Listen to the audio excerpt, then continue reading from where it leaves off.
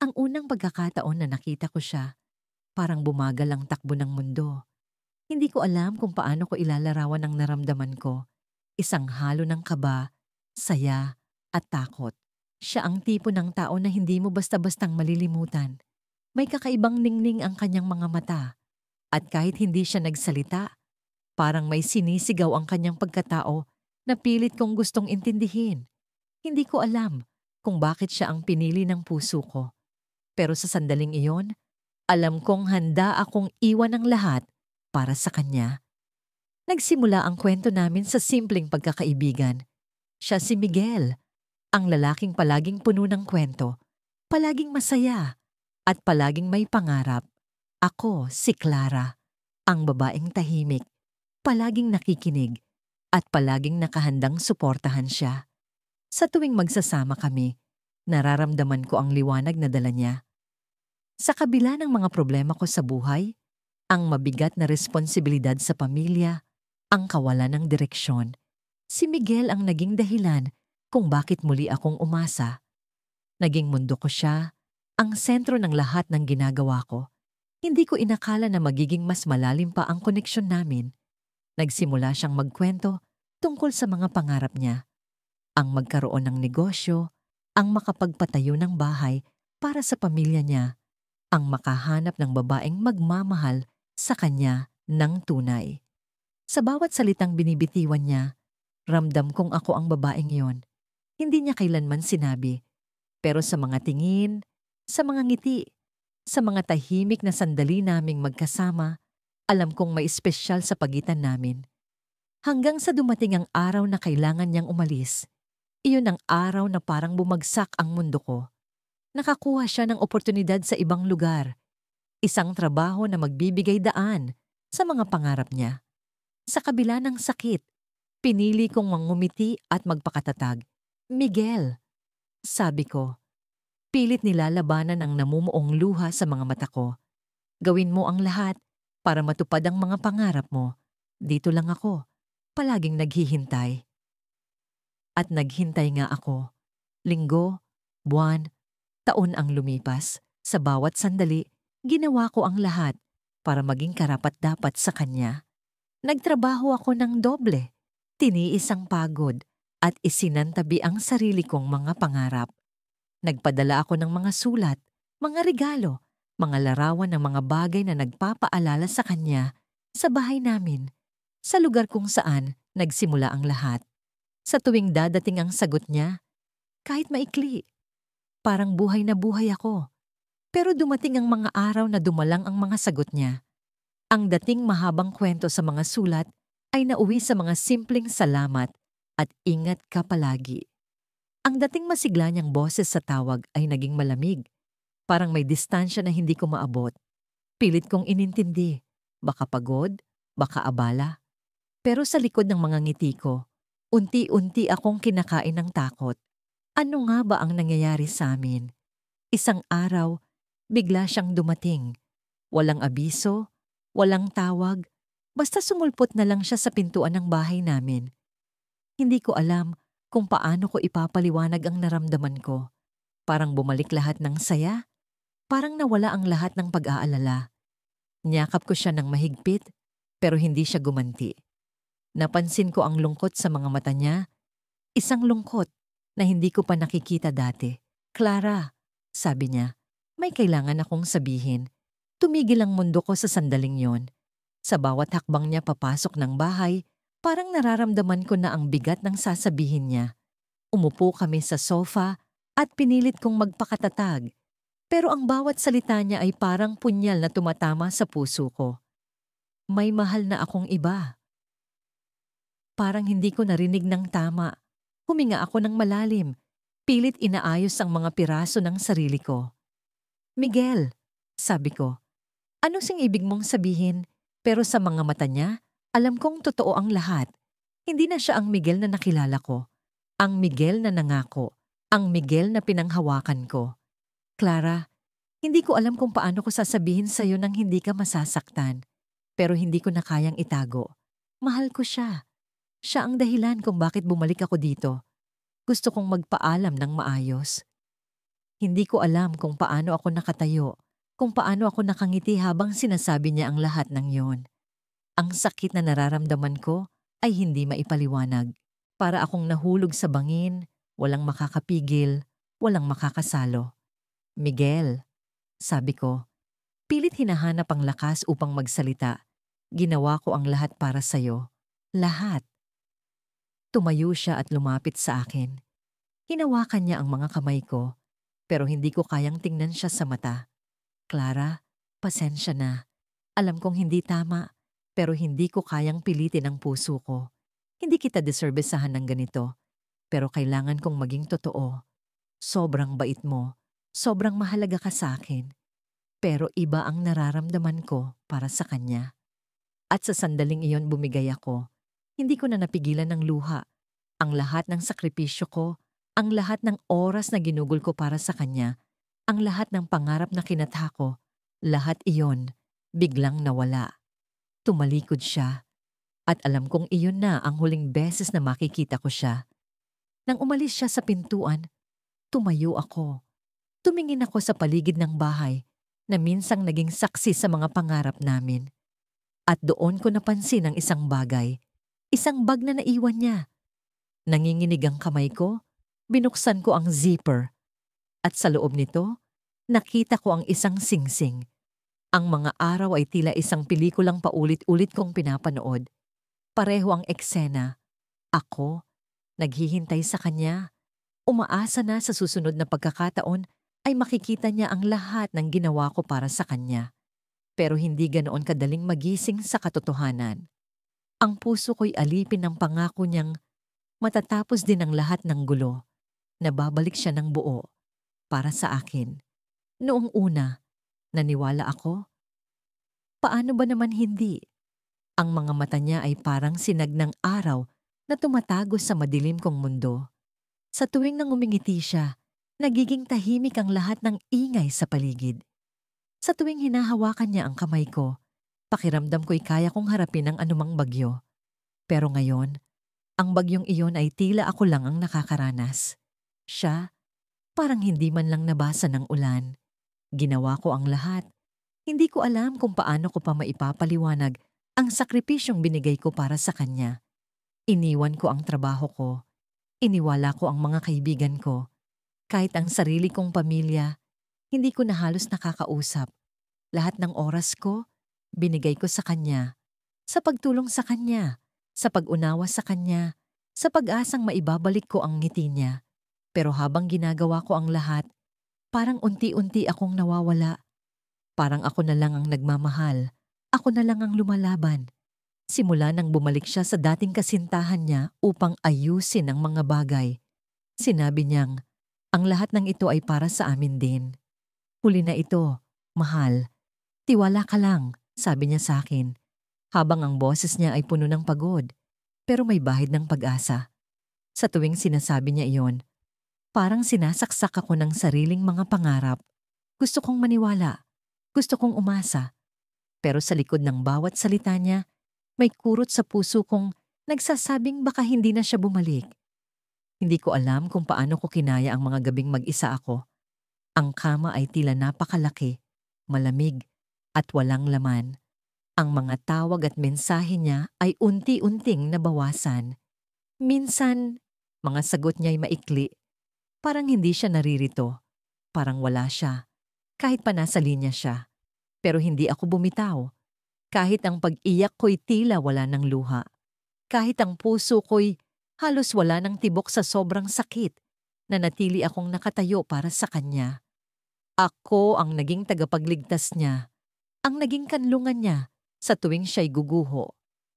Pero sino ang kanlungan ko? Sino ang tagapagligtas ko? Isang gabi, nagulat ako nang bigla siyang tumawag. Pupunta ako sa bahay mo, sabi niya. Ang boses niya ay puno ng determinasyon. Parang may kakaiba sa tono niya, pero hindi ko mawari kung ano yon. Agad kong inayos ang sala, nagluto ng paborito niyang pagkain, at naghintay. Ang oras ay tila gumagalaw ng mabagal. Hanggang sa marinig ko ang busina ng kotse niya sa labas. Tumakbo ako palabas. Ang puso ko'y umaasa. kahit ang utak ko'y puno ng tanong. Nakatayo siya doon, sa ilalim ng liwanag ng poste. Ang mga mata niya'y seryoso, ang mga kamay niya'y nasa bulsa. Hindi siya ngumiti, hindi siya lumapit. Nanatili siyang nakatayo doon, parang isang estranghero. Kailangan nating mag-usap, sabi niya. At sa sandaling iyon, naramdaman ko ang malamig na hangin ng gabi na tila mas tumagos sa balat ko kaysa dati. Naupo kami sa loob ng bahay, sa parehong sofa na minsan naming tinatawanan. Pero walang tawa ngayon, walang saya. Ang bawat salita niya ay parang palaso na tumatama sa puso ko. Hindi siya nagsimula sa mahal kita o patawarin mo ako. Sa halip sinabi niyang, hindi ko na kaya. Sinubukan kong pigilan ang bawat patak ng luha. Ano ang hindi mo kaya? Tanong ko. Kahit alam ko na ang sagot. Pero hindi ko gusto ang sagot. Gusto ko siyang magsinungaling. Kahit pa masakit. Gusto ko siyang sabihin na may pag-asa pa. Kahit pa imposible. Pero hindi niya ginawa. Bumalik na ako sa kanya, sabi niya. At sa sandaling yon, bumagsak ang mundo ko. Ang lahat ng ginawa ko, ang lahat ng sakripisyo ko, wala palang saysay. Ang mga gabi kong walang tulog, ang mga pangarap kong sinira para sa kanya. Ang sarili kong buhay na iniwan ko. Lahat iyon ay para sa wala. Bumalik siya sa babaeng minsang iniwan niya. Bumalik siya sa babaeng sinubukan niyang kalimutan. At ako? Iniwan niya ako. Tumayo siya. Parang wala nang ibang sasabihin. Parang tapos na ang lahat. Pero bago siya lumabas ng pinto, huminto siya at tumingin sa akin. Pasensya ka na. Hindi ko sinasadya. Pero mahal ko siya. Hindi ko alam kung paano ako nakatayo pagkatapos noon. Ang mundo ay parang gumuho at ako ang nasa ilalim. Nililingon ng lahat pero walang tumutulong. Parang isang pelikula na walang musika, walang mga kulay, walang linya. Tumayo ako at sinundan siya palabas. Pero sa halip na tawagin siya, naglakad ako papunta sa kalye. Ang mga paa ko'y naglakad ng hindi iniisip hanggang sa makarating ako sa isang kalsadang madilim, tahimik, pero puno ng alaala. Sa gitna ng kalsadang yon, naramdaman ko ang bigat ng lahat. Ang mga mata ko'y tumingin sa kalangitan na parang umaasa sa isang sagot. Pero wala. Ang buwan ay tahimik, ang mga bituin ay malamlam. Walang sagot, walang milagro. At sa sandaling iyon, narinig ko ang tunog ng isang paparating na sasakyan. Paglingon ko, nakita ko ang headlights. Napakaliwanag, napakabilis. Pero hindi ko gumalaw. Hindi ko alam kung bakit. Hanggang sa naramdaman ko ang malakas na hampas ng hangin. At ang lahat ay naging madilim. Pagkatapos ng lahat ng ginawa ko para kay Ramil, pakiramdam ko'y unti-unti akong nawawala sa sarili kong mundo. Parang ako na lang ang kumakapit habang siya'y unti-unting lumalayo. Pero hindi ko kayang bitawan. Hindi ko kayang sumuko. Lalo na't alam kong mahal ko siya, mahal na mahal. Sa bawat araw na lumilipas, mas lalo kong nararamdaman ang bigat ng pag-asa, ang sakit ng pagtitiis, ang hapdi ng pagiging pangalawa sa lahat ng kanyang pinapahalagahan. Isang gabi, umuwi siya ng mas maaga kaysa sa dati. Nakakagulat dahil kadalasan ay hating gabi na siya kung dumating. May mabigat na ekspresyon sa kanyang mukha. Tila may dalang balita na hindi ko alam kung ikatutuwa ko o ikasasama ng loob. May kailangan tayong pag-usapan. Sabi niya, malamig ang tono habang pinatay ang ilaw sa sala at naupo sa harapan ko. Ang mga mata niya ay hindi tumingin sa akin ni minsan. Parang may pader na biglang tumayo sa pagitan namin. Anong problema, Ramil? Tanong ko. Pilit na pinapanatili ang boses kong kalmado. Sa loob-loob ko, umaasa akong hindi ito ang pinakamasamang pangyayaring kinatatakutan ko. Hindi ako handa. Hindi ako kailanman magiging handa. Hindi ito problema, sagot niya, pero halatang pilit niyang binibigkas ang mga salita. Gusto ko lang sabihin na hindi ko na kayang ituloy ito. Halos mabingi ako sa bigat ng kanyang sinabi. Para akong sinampal ng hangin na napakalamig, nagdulot ng paninikip sa aking dibdib. Anong ibig mong sabihin? Tanong ko, kahit alam ko na ang sagot. Gusto ko pa rin marinig mula sa kanya, kahit pa alam kong masakit. Pagod na ako, May. Hindi ko na nararamdaman ang dati. Hindi ko alam kung may pupuntahan pa tayo. Pinilit kong nangumiti, kahit paramdam kong nanginginig ang aking mga labi. Kung pagod ka, bakit hindi natin pag-usapan? Bakit hindi natin ayusin? Hindi ba't iyon ang dapat ginagawa ng magkasama? Umiling siya, mabagal, ngunit matibay. Hindi ito tungkol sa pag-aayos. Hindi ito tungkol sa pagsisikap. Minsan, hindi sapat ang pagmamahal. Hindi ko alam kung paano ako nakatayo sa mga sandaling iyon. Ang buong mundo ko'y parang nabasag sa harapan ko. Ang mga piraso'y hindi ko alam kung paano bubuuin. Hindi sapat. Ramil, halos pabulong kong sabi. Ginawa ko ang lahat. Lahat. Nagbigay ako. Nagsakripisyo ako. Iniwan ko ang sarili kong mga pangarap para sa'yo. Hindi sapat yon. Hindi siya sumagot. Tumayo siya mula sa kanyang upuan at sinimulang maglakad papunta sa kwarto. Hinabol ko siya. Pilit na inaabot ang kanyang braso. Sabihin mo sa akin kung ano pa ang kulang.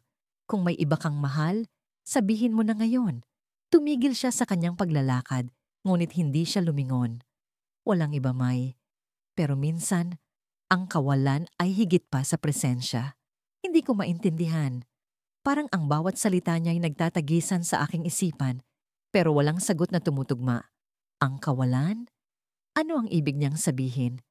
Ako ang nandito. Ako ang nagmamalasakit. Ako ang nagmahal. Bakit parang ako pa rin ang naliligaw? Lumipas ang mga araw at tuluyan nang nagbago si Ramil.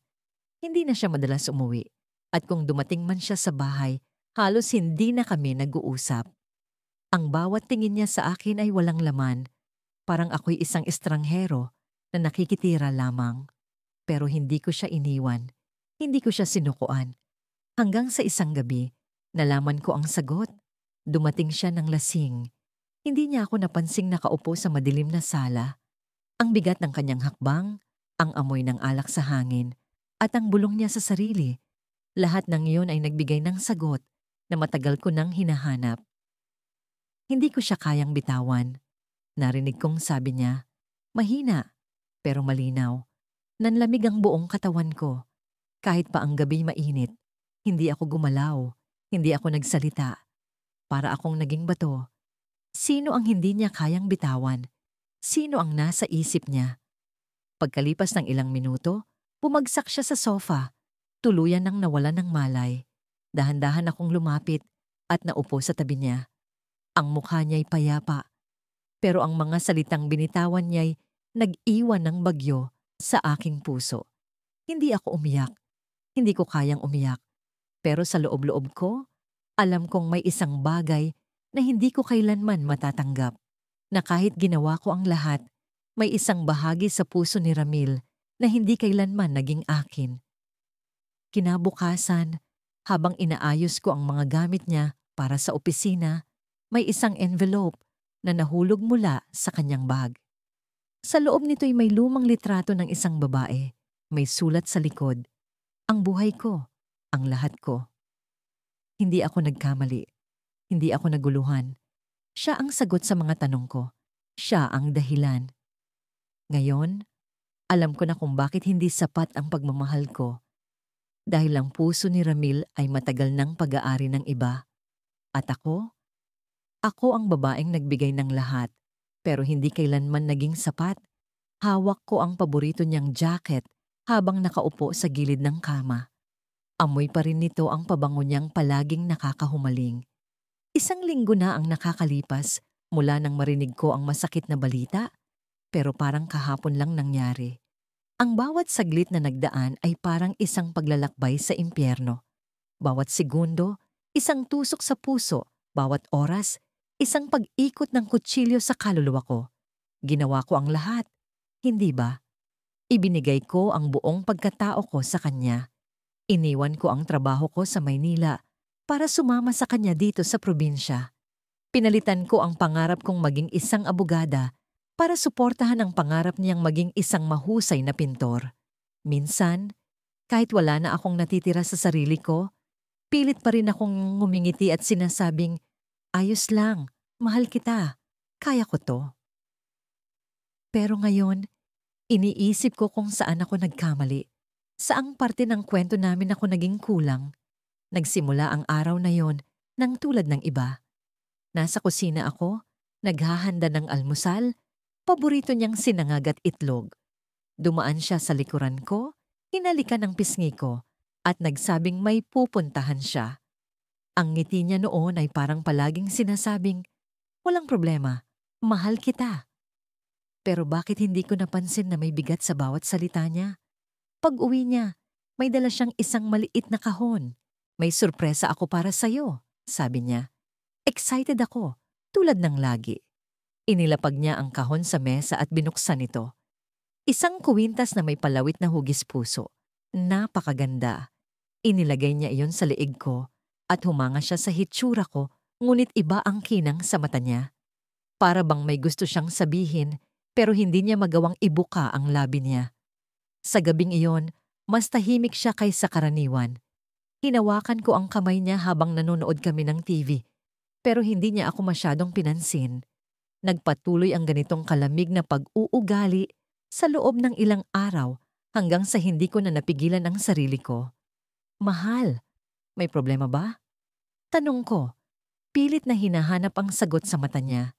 Hindi siya sumagot. Tumayo siya at naglakad papunta sa bintana, nakatingin sa madilim na kalangitan. Nang humarap siya sa akin, parang ibang tao na siya. Ang mga mata niya, na dati punong-puno ng pagmamahal, ay parang basyo na. Akala ko, sasabihin niyang may sakit siya o may problema sa trabaho. Pero iba ang lumabas sa bibig niya. Hindi ko na kaya, Sofia. Hindi na kita mahal. Biglang nanlambot ang tuhod ko. Tumayo ako. Pilit na nilalabanan ng panghihina. Ano ang ibig mong sabihin? Mahal. Hindi mo pwedeng sabihin yan. Ang tinig ko ay pakiusap, desperado. Pero nanatili siyang tahimik.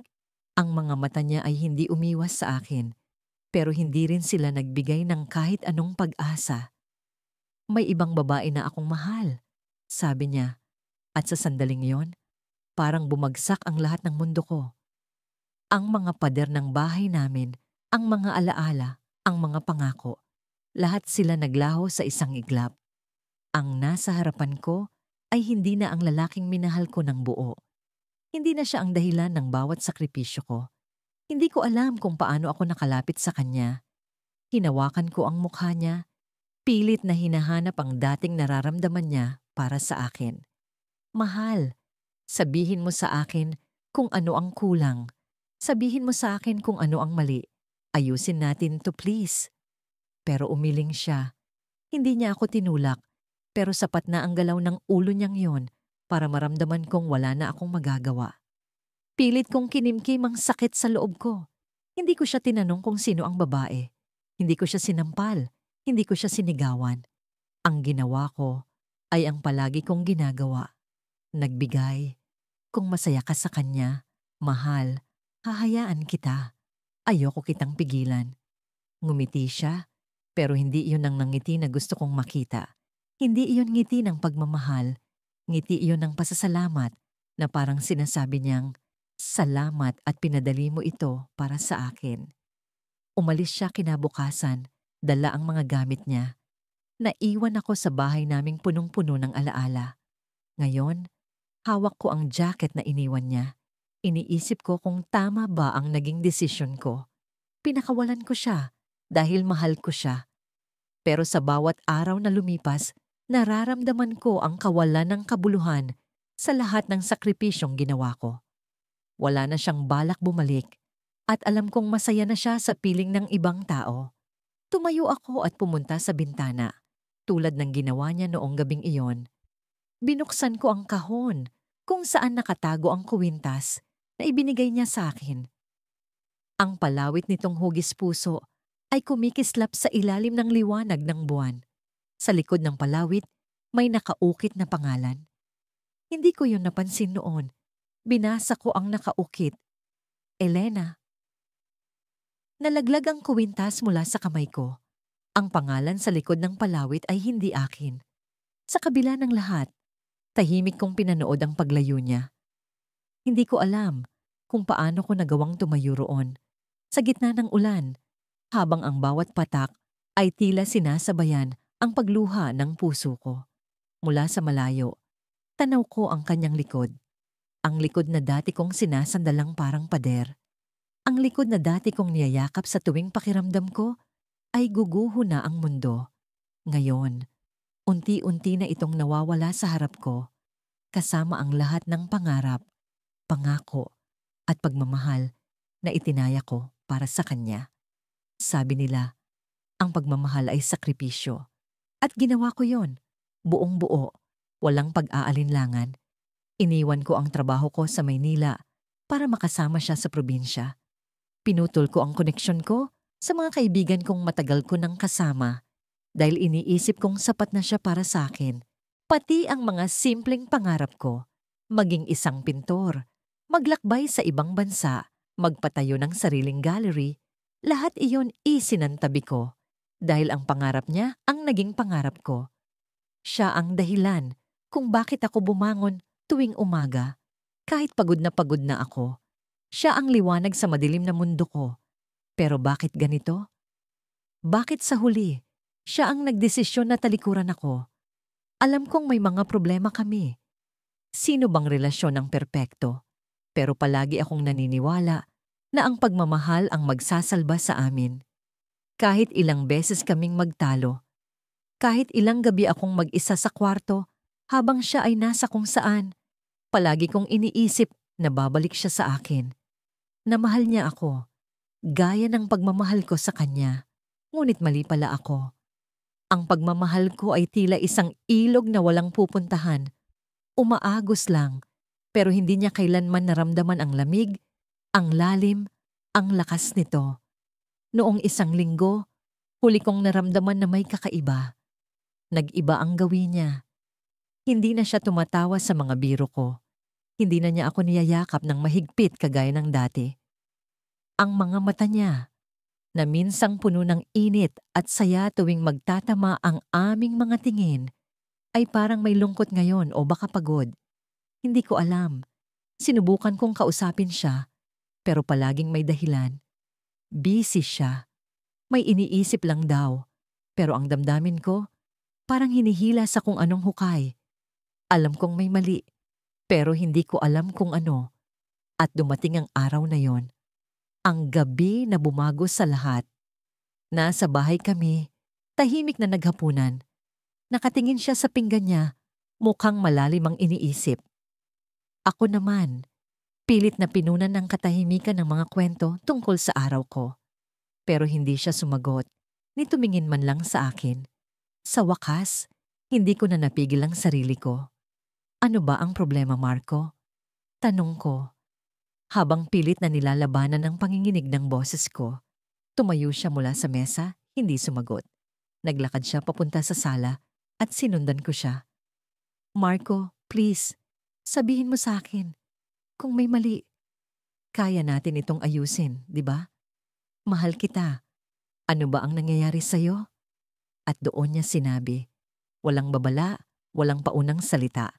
Ayoko na, sabi niya, malamig ang boses. Pagod na ako. Parang tumigil ang mundo ko. Hindi ko alam kung paano ko nagawang tumayo roon. Kung paano ko nagawang huminga habang ang bawat salita niya ay parang kutsilyong inuukit ang puso ko. Ano ang ibig mong sabihin? Tanong ko, kahit malinaw na ang sinabi niya. Pagod na ako, Mia. Hindi ko na kaya. Hindi ko na kayang ipagpatuloy ito. Hindi ko na kayang ipilit ang sarili kong mahalin ka. Kung ang totoo, wala na. Wala na. Ulit ko na parang hindi ko kayang tanggapin. Marco, hindi mo pwedeng sabihin yan. Mahal mo ako. Mahal mo ako. Ginawa ko ang lahat para sa'yo. Lahat. Pero tumingin lang siya sa akin. Malungkot. Pero matigas. Hindi ko hinihingi ang lahat, Mia. Hindi kita pinilit na isakripisyo ang lahat para sa akin. Ginawa mo yon dahil pinili mo. Pero hindi ko kayang ipilit ang sarili ko kung wala na akong nararamdaman. Ang mga salitang yon ang nagpatumba sa akin. Parang biglang nawala ang lahat ng lakas ko. Napaupo ako sa sahig. Habang siya ay tumalikod at umalis, hindi ko siya pinigilan. Hindi ko alam kung bakit. Siguro dahil alam kong kahit anong sabihin ko, hindi siya babalik. At kahit anong gawin ko, hindi ko mapipilit ang puso niyang piliin ako. Ngayon, narito ako, basang-basa ng ulan, habang ang mga yapak niya ay unti-unting nawawala sa kalsada. Ang huling tanong na bumabagabag sa isip ko ay kung saan ako nagkulang. Ano ang mali sa akin? Bakit? Sa kabila ng lahat ng ginawa ko, hindi pa rin ako sapat. Pero bago ako bumagsak sa lupa, bago ako tuluyang bumigay sa sakit, may isang bagay akong nakita na nagpabago sa lahat. Sa gilid ng kalsada, sa ilalim ng poste ng ilaw, may isang babae. Nakangiti siya kay Marco, at si Marco nakangiti sa kanya. Ang ngiti na matagal ko nang hindi nakikita mula sa kanya. Ang mga mata niya, na minsang puno ng lungkot tuwing tinitingnan ako, ay nagliwanag habang nakatingin sa kanya. At doon ko naintindihan. Hindi ako ang problema, hindi ako ang kulang. Siya lang talaga ang hindi pumili sa akin. Dahil, sa totoo lang, matagal na pala niyang pinili ang iba. Ang gabi ay tahimik, ngunit ang puso ko'y tila isang tambol na walang tigil sa pag-ingay. Nakaupo ako sa gilid ng kama. Ang mga kamay ko'y nanginginig habang hawak ang isang piraso ng papel na isinulat ko kaninang madaling araw. Isang liham na hindi ko alam kung kailan ko maibibigay. Sa bawat salitang nakalimbag, nararamdaman ko ang bigat ng lahat ng sakripisyong ginawa ko para sa kanya. Ngunit sa likod ng bawat letra, naroon ang tanong na hindi ko pa masagot. Bakit hindi sapat? Ibinigay ko ang lahat, ang oras, ang pangarap, ang sarili kong kalayaan. Hindi ko na mabilang kung ilang beses kong isinantabi ang sarili kong kagustuhan para lamang masigurong siya'y masaya. Mula sa pinakamaliit na bagay, tulad ng kung anong pagkain ang gusto niya, hanggang sa pinakamalalaking desisyon, tulad ng pag-iwan ko sa trabaho para sa kanya, ginawa ko ang lahat at hindi ko kailanman inisip na mali ang magbigay.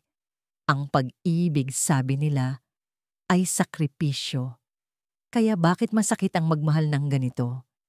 Naririnig ko ang mabibigat na hakbang niya sa labas ng kwarto. Bawat yapak ay tila sumpang bumabagsak sa puso ko. Alam ko kung anong mangyayari. Isang bagay na matagal ko nang kinatatakutan, ngunit hindi ko maamin kahit sa sarili ko. Nang bumukas ang pinto, naramdaman ko ang malamig na hangin na pumasok, kasabay ng malamig niyang tingin na tila hindi na ako ang babaeng nakilala niya noon. Hindi ko alam kung paano o kailan nagsimula ang pagbabago, pero alam ko na ito ang simula ng isang katapusan. May kailangan tayong pag-usapan, sabi niya. Malamig ang boses, walang emosyon. Tumango ako, pilit na iniipit ang luha sa mga mata ko. Ayokong ipakita sa kanya kung gaano kahina ang loob ko sa puntong ito. Hindi ko gustong makita niya ang bigat ng bawat sakripisyong ginawa ko. Sa huli, baka sabihin niya lang na ako ang may kasalanan kung bakit kami nauwi sa ganito.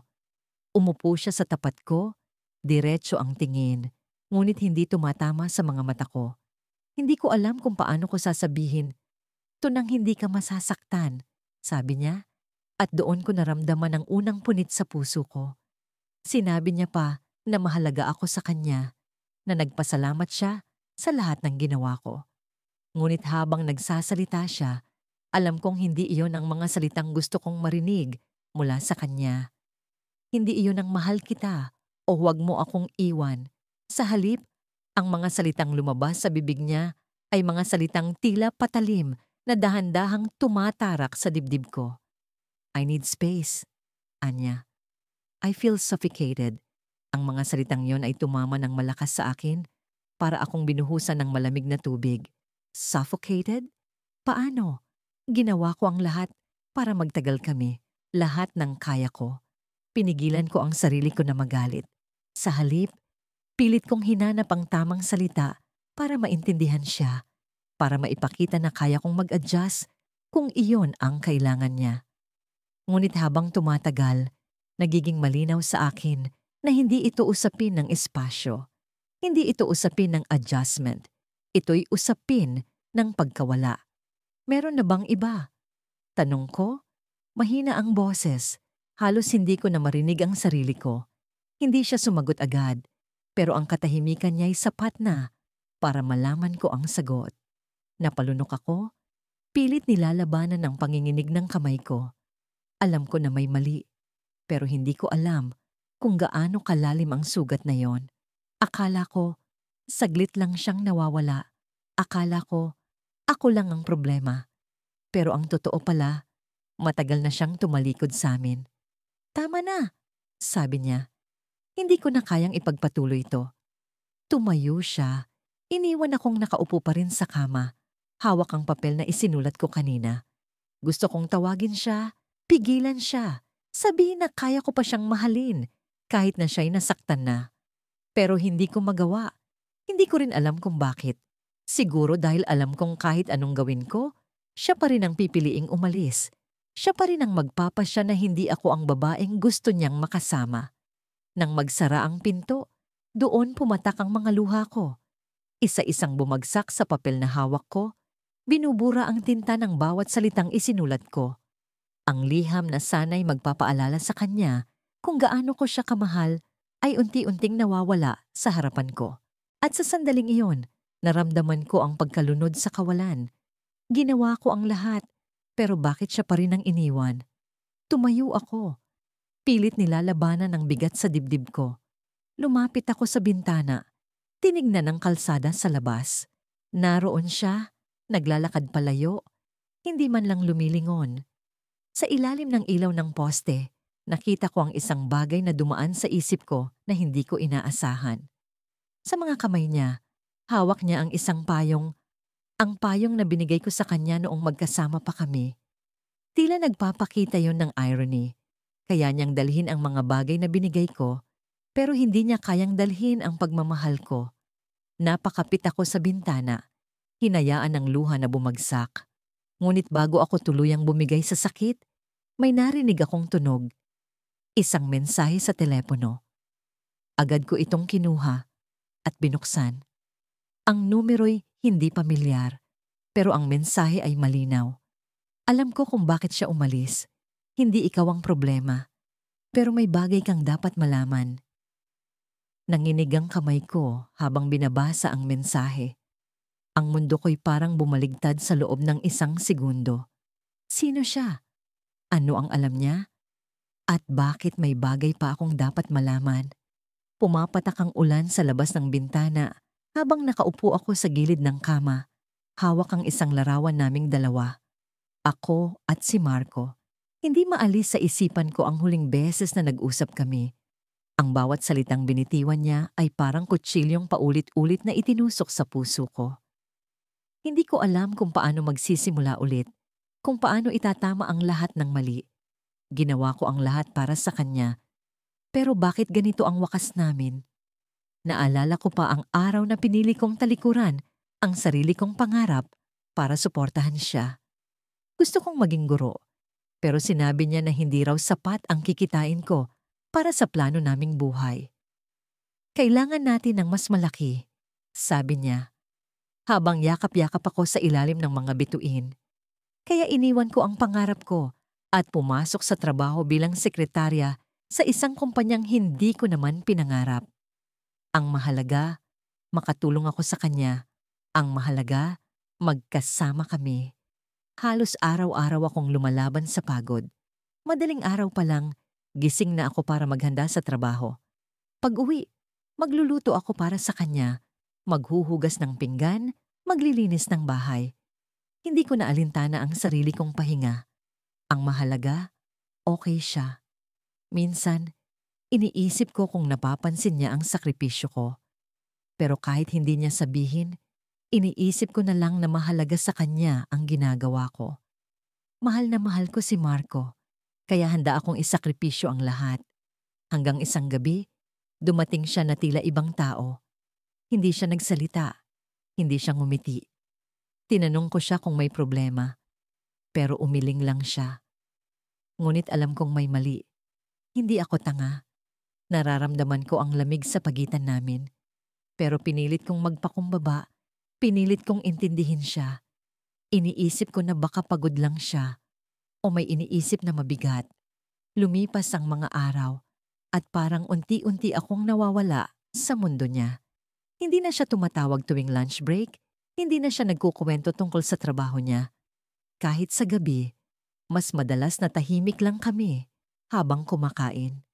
Nagtatanong ako, pero ang sagot niya lagi, wala, ayos lang ako. Pero sa puso ko, alam kong hindi na siya masaya. Ako? Hindi ko na rin masabi kung masaya pa ba ako. Pero pinili kong magtiis. Pinili kong manatili dahil iniisip kong maaayos din ang lahat.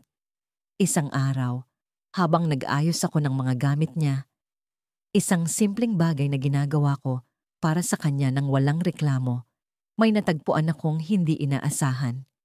Isang kahon ng alahas, may pangalan ng ibang babae. Hindi ko alam kung paano ako dapat mag-react. Nanlalamig ang mga kamay ko habang hawak ang kahon. Ang laman nito ay isang kwintas na may hugis puso. At sa likod nito, may nakaukit na pangalan. Leah. Sino si Leah? Hindi ako makagalaw. Hindi ako makahinga. Parang biglang bumagsak ang buong mundo sa harapan ko. Pinilit kong huwag umiyak, pero dumaloy ang luha ko nang hindi ko napipigilan. Napakagatlabi ako. Pilit na iniisip na baka may paliwanag siya dito. Pero sa puso ko, alam ko na. Hindi ko na kailangang tanungin. Alam ko na. Hindi ko alam kung paano ko nagawang hindi siya kumprontahin agad. Sa halip, naging mas masuyo pa ako.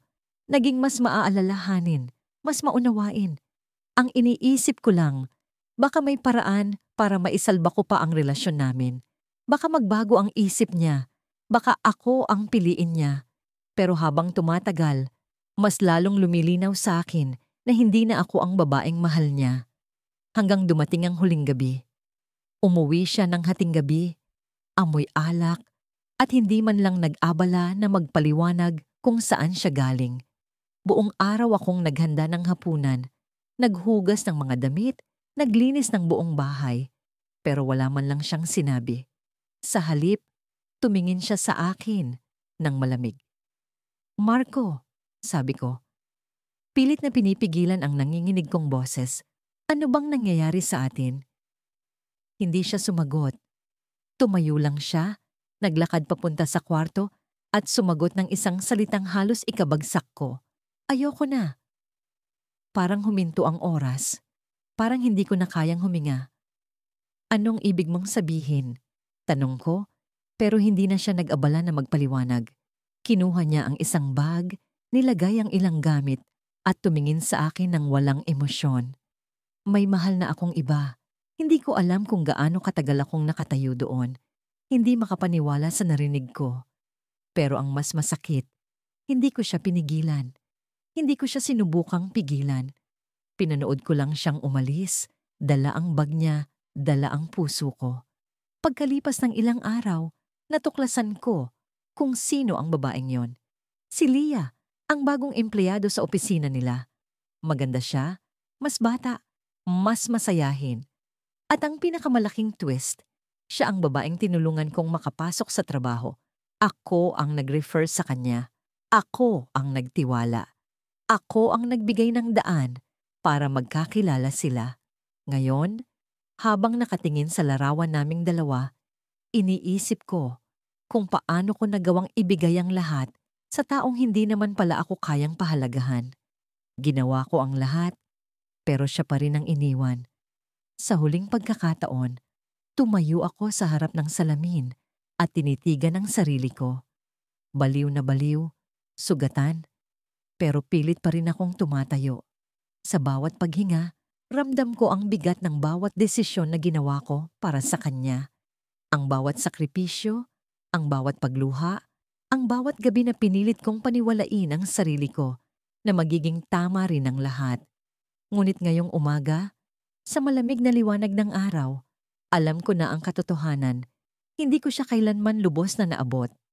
Naglakad ako papunta sa kusina. Ang mesa ay puno ng mga papel, mga resibo, at mga lumang larawan namin. Mga litrato kung saan ang mga nangiti namin ay parang tagos sa kaluluwa. Naisip ko, paano nangyaring ang ngiti niyang dating para sa akin ay ngayon tila para sa iba? Hindi ko pinansin ang kirot sa dibdib ko. Kumilos ako ng mekanikal. Naglagay ng tubig sa takure, sinindihan ng stove. Alam kong kailangan kong umusad, kahit papaano. Sa sulok ng mesa, naroon ang kahon na iniwan niya. Hindi ko pa ito binubuksan mula nang umalis siya. Ang sumpaan namin na hindi niya ako iiwan. Lahat ng yun ay parang naglaho sa hangin. Pinuno ko ng lakas ang sarili ko. Kinuha ang kahon at binuksan ito. Sa loob, naroon ang isang sulat, isang kwintas, at ang tiket niya papunta sa ibang lugar. Ang sulat ay may pirma niya, ang paborito niyang tinta na bughaw. Binasa ko ang mga salita niya, bawat linya tumutusok sa puso ko. Salamat sa lahat, pero hindi na kita kayang mahalin gaya ng dati. Alam kong sinubukan mo, pero hindi ko maibigay sa iyo ang hinahanap mo. Paumanhin. Hindi ko alam kung paano ko nagawang tumayo pa.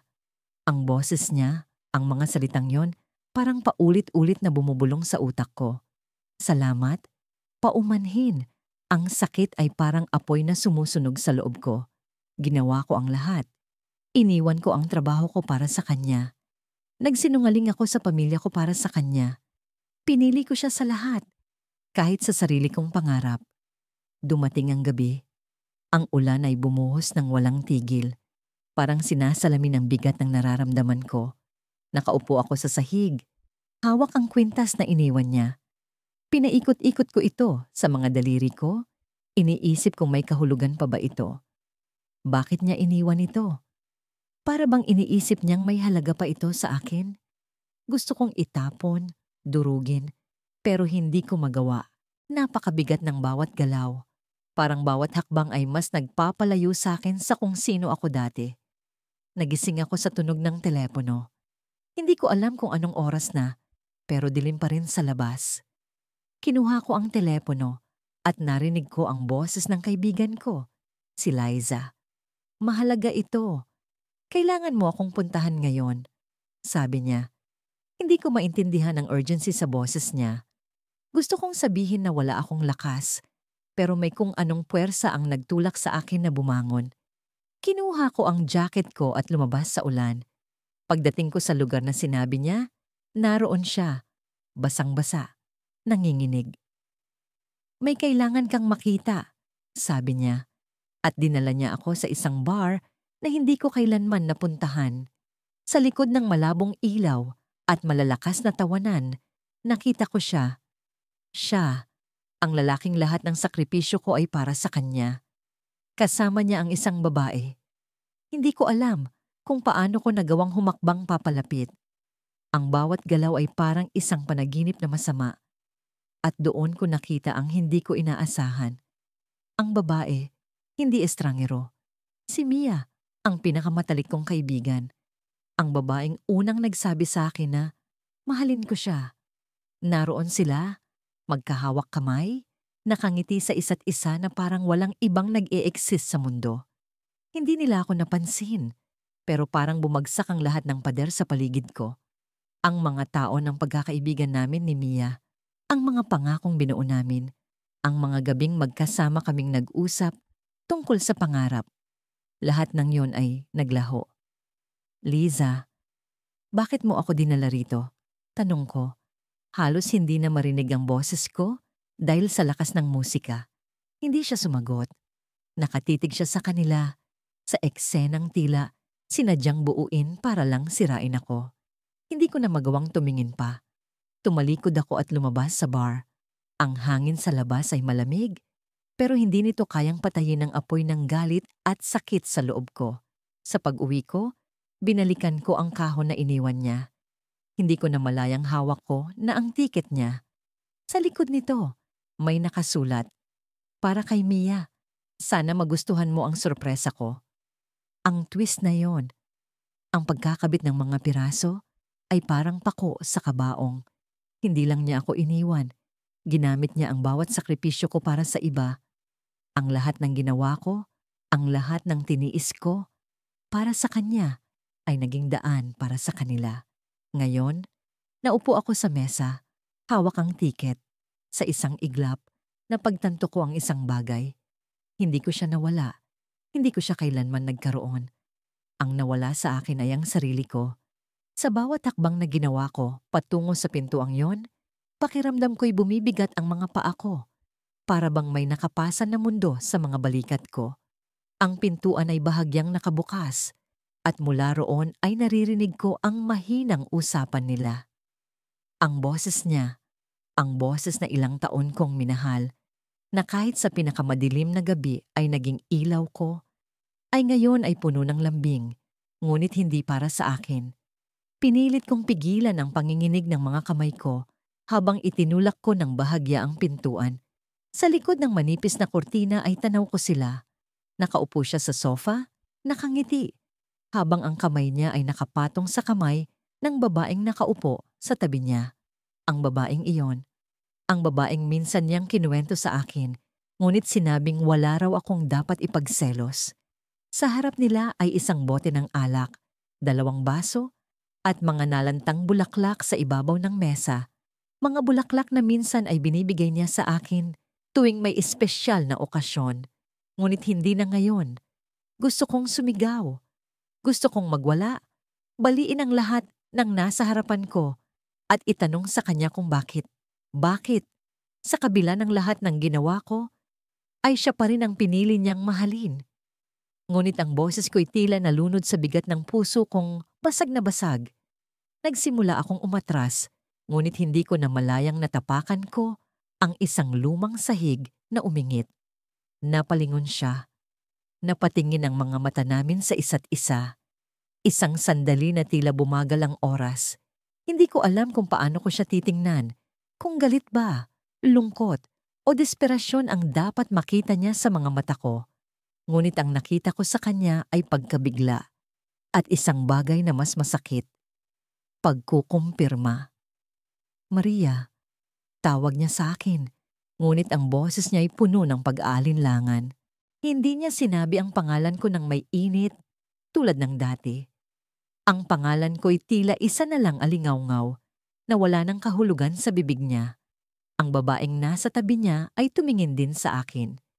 May kumpiyansa sa mga mata niya na para bang alam niyang siya ang panalo sa laban na to. Ang ngiti niya ay maliit ngunit mapanira. Isang ngiti na nagsasabing, "Ako na ngayon ang naririto." Hindi ko alam kung paano ko nagawang magsalita. Ngunit ang mga salita ay kusang lumabas mula sa bibig ko tulad ng tubig na bumabaha mula sa sirang gripo. "Ganyan pala ha?" sabi ko, at kahit ako'y nagulat sa lamig ng boses ko. "Habang ginagawa ko ang lahat, ito pala ang nililihim mo?" Tumayo siya, bumitaw sa kamay ng babae. May pag-aalala sa mga mata niya. Ngunit alam kong hindi na yun pagmamahal. Alam kong iyon ay takot. Takot na masira ang tahimik nilang mundo dahil sa presensya ko. Ngunit hindi ko siya binigyan ng pagkakataong magsalita. Hindi ko siya binigyan ng pagkakataong magpaliwanag. "Alam mo ba kung ano ang ginawa ko para sa'yo?" Tanong ko. Ngunit hindi ko siya hinintay sumagot. Iniwan ko ang mga pangarap ko. Iniwan ko ang pamilya ko. Pinili kita sa lahat. Kahit alam kong mahirap. Kahit alam kong masakit. Pero ikaw, pinili mong lokohin ako. Pinili mong ipamigay ang puso mo sa iba. Lumapit ako sa kanila. Hindi ko alam kung saan ko hinugot ang lakas. Ngunit ang bawat hakbang ko'y puno ng galit. Tumayo ang babae. Ngunit hindi siya nagsalita. Tiningnan ko siya mula ulo hanggang paa. At sa kabila ng sakit, napansin kong wala siyang anumang bagay na meron ako. Hindi siya ang babaeng naghintay sa kanya ng magdamag. Hindi siya ang babaeng nagluto ng paborito niyang ulam kahit pagod na pagod. Hindi siya ang babaeng nagtiis ng lungkot habang hinahanap ang paraan para mapasaya siya. Ngunit siya ang babaeng pinili niya. Naramdaman kong tumulo ang luha ko, ngunit pinilit kong huwag magpakita ng kahinaan. Tumalikod ako, humakbang palayo. Ngunit bago ko tuluyang isara ang pintuan, itinapon ko ang huling salita na alam kong magpapabagsak sa kanya. Ang mas masakit, hindi ikaw ang nawala sa akin. Ako ang nawala sa sarili ko dahil sa'yo. Lumabas ako ng bahay na yon, ngunit hindi ko alam kung saan papunta ang mga paa ko. Sa likod ko, naririnig ko ang pagtawag niya, ang paghingi niya ng tawad. Ngunit hindi ko na siya binalikan. Hindi ko na siya binigyan ng pagkakataong buuin ang basag na salamin ng puso ko. Tumatakbo ako sa kalsada. Ang ulan ay bumuhos ng bigla. Tila nakikiramay sa sakit ko. Ngunit sa gitna ng ulan, naramdaman ko ang isang kakaibang lamig. Hindi lang ito lamig ng panahon. Ito ang lamig ng kawalan, ng pagkatalo, ng pagkawala. Nang makarating ako sa parke, doon ko piniling umupo. Ang bench na yon, ang lugar kung saan dati kaming nagkukwentuhan, ay ngayon ay naging saksi sa pagbagsak ko. Ang mga kamay ko'y nanginginig habang iniisip kung paano ko haharapin ang bukas. Isa akong babae na nagmahal ng sobra, nagsakripisyo ng labis, ngunit sa huli, iniwan pa rin. Ngunit habang nakatingin ako sa madilim na kalangitan, may isang bagay na pumasok sa isip ko. Isang bagay na hindi ko inaasahan. May naalala ako, isang detalye na hindi ko mapigilan. Ang bulaklak sa mesa nila, ang nalantang bulaklak na yon, ay may tag na hindi ko inaasahan. Ang pangalan ko, nakasulat sa maliit na papel na nakatali sa tangkay ng bulaklak. Naglalakad ako pauwi mula sa ospital nang hindi ko maiwasang mapansin ang malamig na simoy ng hangin. Wala namang bagyo, pero parang may bumubulong sa akin na may paparating na unos, hindi sa labas, kundi sa loob ng puso ko. Ang bigat ng dibdib ko, parang may nakapasan dito na hindi ko maalis kahit anong pilit. Sa bawat hakbang, bumabalik ang mga alaala namin ni Marco. Ang mga tawanan, yakapan, at ang mga pangakong binitiwan niya na akala ko'y habang buhay. Sa loob ng 5 taon, ginawa ko ang lahat para sa kanya. Hindi ko lang siya minahal. Isinakripisyo ko ang sarili kong mga pangarap. Iniwan ko ang trabaho ko sa Maynila, bumalik sa probinsya, at tinulungan siyang itaguyod ang negosyo ng pamilya nila. Ako ang nagbuhat ng mabibigat na bag ng bigas. Ako ang tumulong maglinis ng mga sakahan. Ako ang nagbenta ng mga produkto sa palengke kahit hindi ko iyon nakasanayan. Sabi niya, kapag nakabangon na tayo, tayo naman ang magtutulungan para maabot mo ang mga pangarap mo. Naniniwala ako. Sa bawat hirap, iniisip ko na darating ang araw na magiging magaan ang lahat. Pero bakit parang ako lang ang nagsusumikap? Sa ospital kanina, nakita ko si Marco sa wakas. Matagal na kaming hindi nagkikita. Aligaga siya sa negosyo nitong mga nakaraang buwan, kaya't halos hindi na siya nakakapagparamdam. Sabi niya, pasensya na. Mahal, pero para sa atin ito. Para sa amin. Iniisip ko na lang na totoo iyon. Kahit pa ang pakiramdam ko'y unti-unti akong nawawala sa buhay niya. Pagpasok ko sa kwarto niya, do'y nakahiga siya, mukhang pagod, pero nakangiti. Salamat at dumalaw ka, anya. Niyakap ko siya, pero parang may kakaiba. Walang init, walang dating. Parang may pader sa pagitan namin. Sinubukan kong huwag pansinin iyon. Nagdala ako ng pagkain, ng mga paborito niyang manggang hinog na nilagyan ko ng kaunting asin. Ngumiti siya, pero hindi niya tinikman. Marco, kumusta ka na? Ano ba talagang nangyari? Tanong ko. Pilit kong inilalabas ang pag-aalala ko, pero bago siya sumagot, bumukas ang pinto. Pumasok ang isang babae, maputi, mahaba ang buhok, nakabestida. Hindi ko siya kilala, pero alam ko agad kung sino siya. Hindi ko alam kung paano, pero ramdam ko. Biglang tumigil ang mundo. Para akong binuhusan ng malamig na tubig. Hindi ko alam kung paano ako nakatayo pa. Marco, hinatid ko lang ang gamot mo, sabi ng babae. Nang magsalita siya, mas lalong tumibay ang kutob ko. Ang boses niya ay may lambing na hindi ko maramdaman sa boses ni Marco kapag kausap niya ako. Sinulyapan niya ako, hindi mayabang, pero may kung anong kumpiyansa na parang alam niyang siya ang dahilan kung bakit ako naroon. Ah, mahal. Siya nga pala si Ella, sabi ni Marco, nang hindi man lang ako tinitingnan. Mahal. Hindi ko alam kung narinig ko ba ng tama o nagkamali lang ako. Pero nang makita ko kung paano siya tumingin kay Ella, doon ko na kinumpirma ang lahat. Ang sakit, ang kirot. Parang sinaksak ako ng paulit-ulit, pero hindi ako umiyak, hindi ako sumigaw. Natahimik lang ako.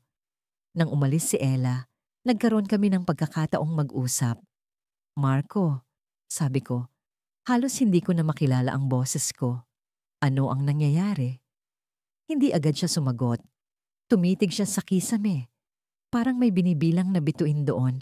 Maya-maya, dumiretso siya sa akin. Patawarin mo ako, pero hindi ko na maibibigay sa iyo ang pangakong yon. Parang binagsakan ako ng langit. Hindi ko alam kung paano ako nakahinga. Ano ang ibig mong sabihin? Tanong ko, pero alam ko na ang sagot. Hindi ko lang matanggap. Si Ella, siya ang kasama ko ngayon. Hindi siya nagsinungaling, hindi siya nagpaligoy-ligoy. Pero mas masakit yon. Mas masakit ang katotohanan kaysa sa kasinungalingan. Tumayo ako, pilit kong pinipigil ang pagyanig ng tuhod ko. Marco, ginawa ko ang lahat para sa'yo. Lahat. Hindi ba yun sapat? Tumulo na ang mga luha ko kahit anong pigil ko. Hindi ko na mapigil ang pag-alon ng damdamin ko. Pasensya ka na, sagot niya, pero hindi ko maramdaman ang pagsisisi. Parang sinasabi niya lang yon dahil kailangan, hindi dahil gusto. Ikaw ang naging pinakamahalagang bahagi ng buhay ko, pero hindi iyon sapat. Putol ko sa kanya. Hindi na ako naghintay na tapusin niya ang sasabihin. Tumalikod ako, lumabas ng kwarto, at hindi na siya nilingon. Ngayon, narito ako sa kalsada, naglalakad ng mag-isa sa ilalim ng mga poste ng ilaw. Ang bawat liwanag ay parang binabalot ako ng malamlam na alaala. Ang bawat anino ay parang sumisigaw ng mga pangarap na hindi natupad. Naalala ko ang mga gabi na magkasama kaming naglalakad sa parehong kalsada, pinapangarap ang hinaharap na akala ko'y para sa amin. Pero ngayon, wala na akong kasama, wala na akong Marco. Sa bawat hakbang, iniisip ko kung saan ako nagkamali. Iniisip ko kung bakit hindi naging sapat ang pagmamahal ko. Iniisip ko kung bakit, sa kabila ng lahat ng sakripisyo, siya pa rin ang umalis. At sa gitna ng pag-iisip ko, biglang tumunog ang cellphone ko. Hindi ko na sana sasagutin. Pero nang makita ko ang pangalan ni Ella sa screen, bumilis ang tibok ng puso ko. Bakit siya tumatawag? Bakit? Pagsagot ko, narinig ko ang nanginginig niyang boses. Hindi ko alam kung paano ko sasabihin ito. Pero si Marco, tumigil siya. Parang hirap na hirap magsalita. Si Marco, nasa kritikal na kalagayan. Matagal na niyang itinatago sa iyo ang sakit niya. Ayaw niyang makita mong nahihirapan siya. Bigla akong natigilan. Ang mundo ko'y parang tumigil sa pag-ikot. Ang lahat ng galit, tampo, at sakit na nararamdaman ko kanina ay biglang napalitan ng takot. Hindi ko alam kung ano ang mararamdaman ko. Pero isang bagay ang malinaw. Kailangan kong balikan siya. Ang gabi ay bumagsak ng may dalang katahimikan. Ngunit para sa akin, ang katahimikan ay hindi kailanman naging kaibigan. Ang bawat segundo ng pag-iisa ay tila humihila sa akin pabalik sa mga alaala kung saan siya ang sentro ng mundo ko. Ang mundo na ginusto kong buuin para sa aming dalawa. Nakaupo ako sa gilid ng kama, ang mga matay nakatuon sa isang kahon na matagal ko nang itinago. Ang kahon na yon, puno ng mga litrato, sulat, at mga bagay na nagpapaalala sa akin kung gaano ko siya minahal, kung gaano ko siya inalagaan, kung gaano ko sinakripisyo ang sarili ko para sa kanya. Binuksan ko ang kahon at naramdaman ko ang bigat ng bawat piraso ng alaala na naroon. Ang unang bagay na nahawakan ko ay ang bracelet na binigay ko sa kanya noong anibersaryo namin. Para sa'yo, sabi ko noon, habang hinahawakan ng kanyang kamay. Isang bagay na palaging magpapaalala sa'yo na mahal kita. Ngunit ngayon, ang bracelet na ito ay tila isang paalala kung gaano ako naging bulag sa pag-ibig. Hinayaan kong diktahan ng pagmamahal ang bawat desisyon ko, ang bawat hakbang ko, hanggang sa ang sarili ko'y nawala. Pinilit kong itabi ang bracelet, ngunit ang sumunod kong nahawakan ay ang sulat na isinulat ko para sa kanya noong siya'y umalis para tuparin ang isang pangarap. Hindi mahalaga kung gaano kalayo ang marating mo. Isinulat ko, nandito ako, palaging naghihintay, palaging naniniwala sa'yo. Ang mga linyang iyon ay parang mga sugat na muling bumuka. Nangarap siya at sinuportahan ko siya. Kahit pa ang kapalit nito ay ang unti-unting pagkawala niya sa buhay ko. Tumayo ako. Hindi na kayang tiisin ang bigat ng kahon. Tumungo ako sa bintana. Binuksan ito at naramdaman ang malamig na hangin na dumampi sa aking mukha. Sa labas, tahimik ang kalye, ngunit sa loob ko, isang bagyo ang nag-aalab. Paano nangyari ito? Paano naging ganito ang lahat? Ginawa ko ang lahat para sa kanya. Lahat ng kaya kong ibigay, lahat ng kaya kong isakripisyo. Pero bakit siya pa rin ang nagdesisyong iwan ako? Ang tunog ng telepono ang pumukaw sa akin mula sa pagkalunod sa mga tanong. Agad kong kinuha ito. Umaasang siya ang tumatawag. Umaasang may sagot sa mga tanong ko. Ngunit ang pangalan na nakita ko sa screen ay hindi kanya. Si Miko, ang matalik naming kaibigan, ang tumatawag. May kailangan kang malaman. Sabi niya, ang boses niya ay puno ng pag-aalinlangan. Hindi ko alam kung bakit, pero naramdaman kong may mabigat na balita siyang dala. Ano yun? Tanong ko. Pilit pinanatiling kalmado ang boses ko. Ang sagot niya ay bumagsak sa akin tulad ng isang kidlat. Siya. Si Adrian, may kasama siyang iba. Nakita ko sila sa isang restaurant. Mukhang matagal na silang magkasama. Halos hindi ko ma-process ang narinig ko. Si Adrian, ang taong binigay ko ang lahat para sa kanya. Ang taong pinili kong ipaglaban kahit pa mahirap, may iba. Ang puso ko'y parang dinurog. Ang mga piraso nito'y nagkalat sa bawat sulok ng kwarto. Ang sakit ay hindi maipaliwanag. Ito'y parang isang sugat na hindi gumagaling. Isang sugat na patuloy na binubuksan. Miko, sigurado ka ba? Tanong ko. Kahit alam kong hindi siya magsisinungaling. Oo, sigurado ako. Pasensya na. Pero hindi ko na matiis na hindi sabihin sa'yo. Pinutol ko ang tawag. Hindi alam kung ano ang gagawin. Ang mga kamay ko'y nanginginig. Ang mga mata ko'y nanlalabo sa luha. Sa lahat ng ginawa ko, sa lahat ng tiniis ko, ito ba ang kapalit? Isang pagtataksil, isang pag-iwan, isang pagkawasak. Ngunit sa gitna ng sakit, may isang bagay akong napagtanto. Ang kahon, ang mga alaala, ang bracelet, ang sulat. Lahat ng iyon ay palaging nagpapaalala sa akin kung gaano ko siya minahal. Pero ngayon, isa itong paalala kung paano ko kinalimutan ang sarili ko para sa isang taong hindi marunong magpahalaga. Bumalik ako sa kama, kinuha ang kahon at nagdesisyon. Isang desisyon na matagal ko nang ipinagpapaliban. Isa-isang pinulot ko ang mga alaala, ang bracelet, ang sulat, ang mga litrato at nilagay ko ang mga yon sa isang plastic bag. Tumayo ako, lumabas ng bahay at dumiretso sa basurahan sa labas. Walang pagdadalawang isip, itinapon ko ang lahat.